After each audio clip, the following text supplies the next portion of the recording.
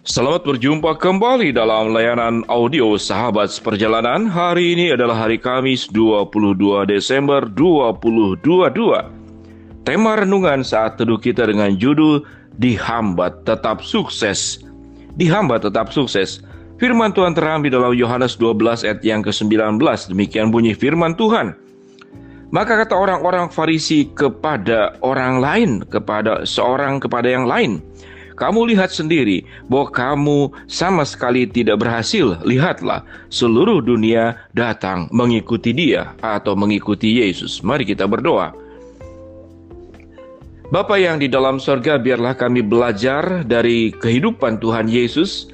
Tatkala menghadapi hambatan demi hambatan, halangan demi halangan, kesulitan demi kesulitan, kami akan tetap sukses karena kami tidak berjalan sendiri. Dalam nama Tuhan Yesus kami berdoa. Amin. Shalom sahabat seperjalanan yang dikasihi Tuhan. Mengapa Tuhan Yesus datang ke dalam dunia? Untuk memberikan sebuah contoh yang real tentang kehidupan ini adalah sebuah pergumulan yang harus dimenangkan tatkala kita menghadapi hambatan demi hambatan, kesulitan demi kesulitan. Apa yang dihadapi oleh Yesus tatkala datang ke dalam dunia? Yang dihadapi adalah para ahli Taurat dan orang-orang Farisi, serta tentu raja-raja, mereka-mereka yang punya kepentingan dan merasa tergeser, khususnya adalah Raja Herodes. Siapa itu orang Farisi? Orang Farisi adalah gerakan sosial atau gerakan spiritual Yahudi, yaitu abad 2 sebelum Masehi. Berasal dari kelompok Hasidim yang menganggap diri sebagai orang beragama dan saleh. Mereka punya kebiasaan untuk menambahkan sendiri hukum-hukum menurut versi mereka. Dan Yesus mengecam mereka sebagai kuburan yang dilabur putih, namun di dalamnya penuh dengan tulang belulang. Itulah orang Farisi. Di dalam perjalanan Yesus menggenapkan karya keselamatannya. Bagaimana Yesus tatkala masuk ke Yerusalem dieluk-elukan banyak orang yang kemudian menyambut Yesus. Mereka berteriak-teriak, Hosana, diberkatilah dia yang datang dalam nama Tuhan, Raja Israel. Bersukacita. Namun siapa yang tidak senang dan siapa yang membenci akan karya pelayanan dan keselamatan yang Yesus sedang kerjakan? Yaitu salah satunya adalah orang-orang Farisi. Sahabat seperjalanan yang dikasihi Tuhan, dari contoh seperti ini kita belajar bahwa sekalipun kita melakukan sebuah kebenaran, sekalipun kita melakukan sesuatu yang mulia dan agung, dan itu kita lakukan semuanya untuk Tuhan, maka tidak serta-merta kita akan selalu lancar, kita akan selalu berjalan dengan mulus. Maka hambatan demi hambatan akan menjadi bagian dalam perjalanan hidup kita. Sahabat seperjalanan, bagaimana kita tetap sukses sekalipun mengalami hambatan? Maka kita jangan gagal fokus. Fokus kita adalah kepada Allah. Sewaktu kita fokus kepada Allah, kepada rencananya, kepada tujuan yang sangat jelas, bahwa kita sedang menjalankan sesuatu yang mulia, yang agung, yang benar di hadapan Allah, maka akan ada kekuatan yang senantiasa menyertai kita. Namun tatkala kita melihat masalah, kemudian juga berasumsi dengan cara keliru, mengapa Tuhan engkau izinkan aku masalah? Maka di sanalah kita mulai mempertanyakan Tuhan. Tatkala kita mempertanyakan Tuhan, secara tidak sadar kita menggeser Tuhan. Tatkala kita menggeser Tuhan, maka langkah berikutnya kita tidak mempercayainya. Tatkala kita tidak mempercayai Allah, maka kita mempercayai suara hati sendiri. Dan tatkala kita mempercayai suara hati sendiri, di sanalah iblis bekerja untuk menjauhkan kita dari kedekatan kita kepada Allah. Dan tujuan daripada iblis menggagalkan segala sesuatu yang sudah dirancangkan oleh Allah, sesuatu yang baik dan akan berhasil menjadi gagal karena kita gagal fokus. Sahabat seperjalanan yang dikasihi Tuhan, demikian juga dalam kehidupan kita masing-masing. Di dalam berumah tangga, kita tahu bahwa kita akan membangun rumah tangga dengan bersandar kepada Allah. Namun dalam perjalanan rumah tangga punya masalah.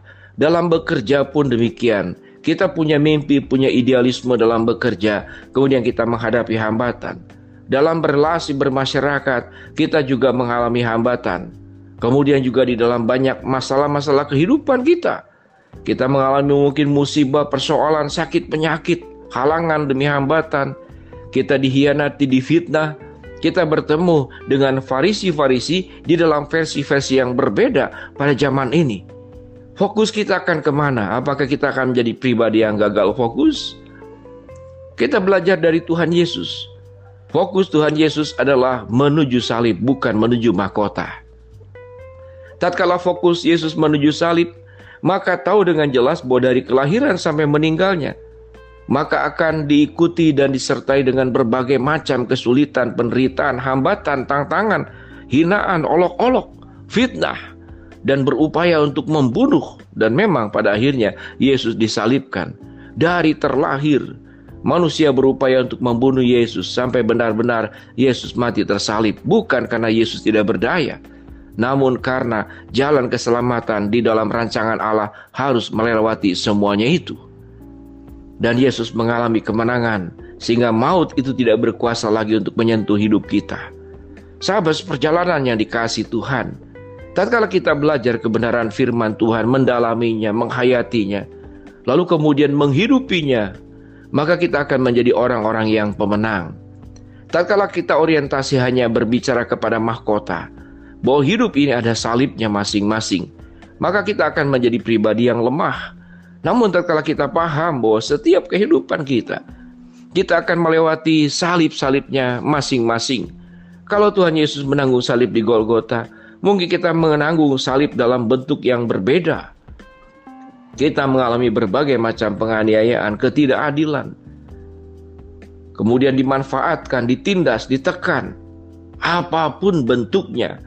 Sahabat seperjalanan, sewaktu kita gagal fokus, kita berfokus kepada masalah dan hambatan, maka di sanalah kita sedang berhenti menuju tujuan hidup kita yang sesungguhnya. Namun katalah kita menghadap dan hanya memandang kepada Allah dan firman-Nya, ada penyertaan dan kekuatan Allah yang membuat engkau sanggup berjalan di tempat yang sesulit apapun, seterjal apapun, sebahaya apapun, seberkerikil dan seberbatu apapun. Kita tetap akan menjadi pribadi-pribadi yang sukses dalam kehidupan ini tatkala menghadapi berbagai macam hambatan, apapun bentuknya. Apa sukses yang dimaksud pada bagian ini? Kita sukses hidup dalam kebenaran. Kita sukses hidup tidak berdosa. Kita sukses hidup menjalankan kehendak-Nya. Tatkala kita hidup di dalam kebenaran, menjalankan kehendak-Nya, kita akan memberkati menjadi pribadi-pribadi yang luar biasa, yang dewasa, yang matang secara rohani, dan bukan lagi anak-anak yang hanya terus menyusui dan hanya menuntut dan meminta kepada Allah. Namun kita menjadi pribadi yang tegar, yang kuat, berjalan bersama dengan Allah. Apapun masalahmu, sahabat seperjalanan, Tuhan akan menjadikan engkau sebagai pemenang kehidupan dan bukan sebagai pecundang kehidupan. Belajar dari perjalanan Yesus dan banyak tokoh-tokoh dan juga orang-orang beriman yang punya kekuatan kedekatan, yang tidak pernah gagal fokus dalam hidupnya. Dia terpusat, terkonsentrasi, menatap hanya kepada Allah dan kebenarannya. Mari kita berdoa. Bapa dalam surga, terima kasih buat kebenaran firman Allah yang sudah kami dapatkan. Biarlah kami tidak gagal fokus, dan Tuhan sudah menetapkan kami sebagai pribadi-pribadi yang sukses sekalipun menghadapi hambatan. Hamba-Mu berdoa buat sahabat seperjalanan yang sedang sakit, Tuhan jamah sembuhkan. Sahabat seperjalanan yang sedang menghadapi masalah, Tuhan bukakan jalan. Sahabat seperjalanan yang sedang memohon berharap sesuatu, Tuhan kabulkan dengan cara dan waktunya Tuhan. Dalam nama Tuhan Yesus kami berdoa. Amin. Shalom. Tuhan memberkati kita semua.